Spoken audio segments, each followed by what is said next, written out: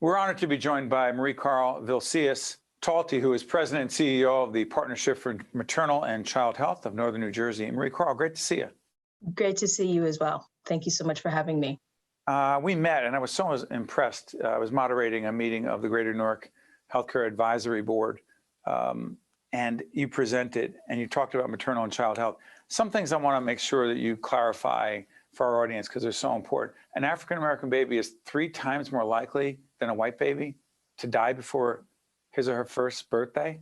Yes, absolutely. Because when you get down to the crux of it, it's really about racism. Not race, but racism. And an African-American mother is 7 times more likely to die. Because of racism? Absolutely, because of racism. When you gather the data, the quantitative and qualitative data, it shows you that African-American women, when they complain about pain or they have an issue or they're concerned about something, the response is it's not juxtaposed to what their issue is. And if someone of a different race or a different ethnicity were to complain about that, that concern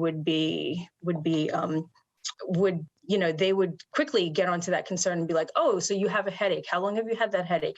Let's do some more tests. As opposed to an African-American woman, oh, you work too much. Why don't you just put your feet up? Meanwhile, we know that we have higher rates of high blood pressure, cardiovascular disease, diabetes. It's all about those social determinants of health. And when you look at it, it goes all the way back to racism, not race. So that is really, really important to codify. You know, statistics are one thing, Mariekarl, but personal experience is quite another. Talk about yours and your sister's. Well, my sister, I'm a woman of a certain age. My sister is 6 years younger than me, having her first child in her late 40s.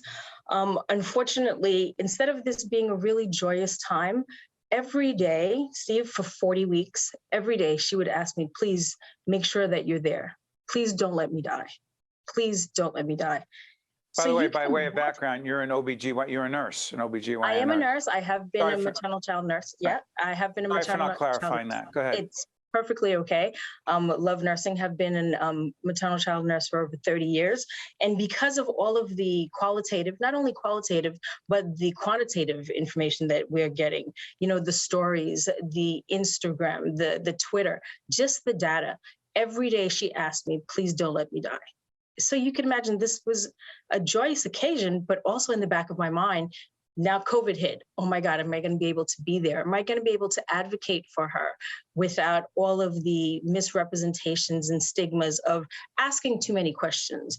Now, am I an angry Black woman? I'm lucky that I have been in the healthcare field, so I know how to navigate those questions and to advocate for someone, but someone not in my position is in a completely different situation.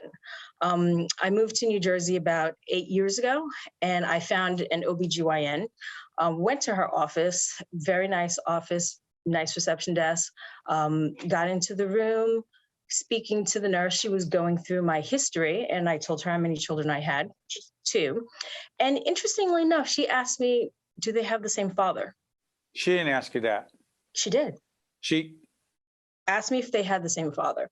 I have to say, Steve, in the 30 years that I have been a nurse, I have never asked a patient that at all, because what difference does it make? I found it interesting. So I said, well, why do you ask? Oh, I just want to know.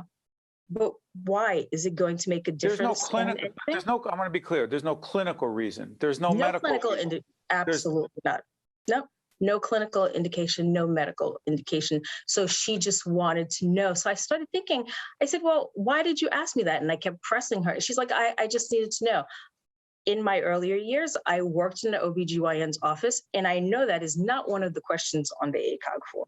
So again, why did she want to know? I never got the answer, but because of that one experience, I decided not to go back to the doctor. And when the doctor asked me why, I said, I think there's something inherently wrong with your practice. that someone would ask me such a question that has absolutely nothing to do with the reason that I'm here.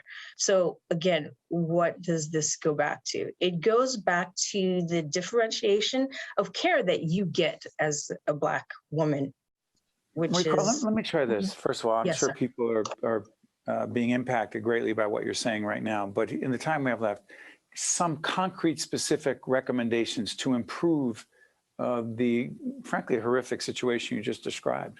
Well, one of the good things that we're doing is the First Lady in 2021 has unveiled her Nurture and J Maternal and Infant Excuse me, Strategic look Plan. at our website. Look at our website. We'll be up right now. The interview we did with Tammy Murphy, First Lady. I apologize. Go ahead, Mariekarl. It's okay. So that plan is specific and it is aimed at decreasing the rates of mortality and morbidity in the community, the disparate care that we're giving, putting a name to what is happening and making sure that all the practitioners that work with women and children have a basis of implicit and explicit racial bias training, which is extremely important. And we at the partnership are conveners. We bridge the gap. We ensure that the patients have the education that they need, that they are empowered to make those decisions, that the hospitals that we work with and the providers that we work with understand the standards of care and are practicing the standards of care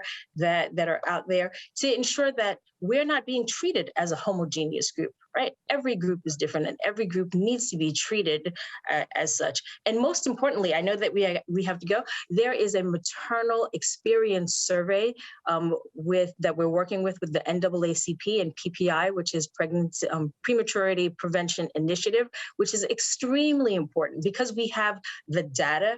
Now we need the qualitative information because the experiences that we have are extremely important. It's an important tool that we have in our toolbox to ensure that the joy that Black women have is not juxtaposed to pain and suffering. That is not the only thing that we have. We have a lot of joy. So doing that maternal experience survey really does craft a narrative of what is happening real time within our prenatal care, within our L&D visits, within our postpartum care, to ensure that we are able to change that narrative. Hey, Mariekarl, you just helped Yes, a lot of people and you helped us learn. And we thank you for joining us. I look forward to joining you again. Wish you all the best, and the folks, you and your colleagues at the Partnership for Maternal and Child Health of Northern New Jersey. All the best, Mariekarl. Thank you. Thank you. Nice seeing you. I'm Steve Adubato. Thank you so much for watching, and we'll see you next time. State of Affairs with Steve Adubato is a production of the Caucus Educational Corporation. Funding has been provided by Valley Bank, RWJ Barnabas Health, the Turrell Fund, supporting Reimagine Childcare, the Robert Wood Johnson Foundation, Johnson & Johnson, the Fidelco Group, New Jersey Institute of Technology, PSC&G, and by MD Advantage Insurance Company. Promotional support provided by CIANJ and Commerce Magazine, and by ROINJ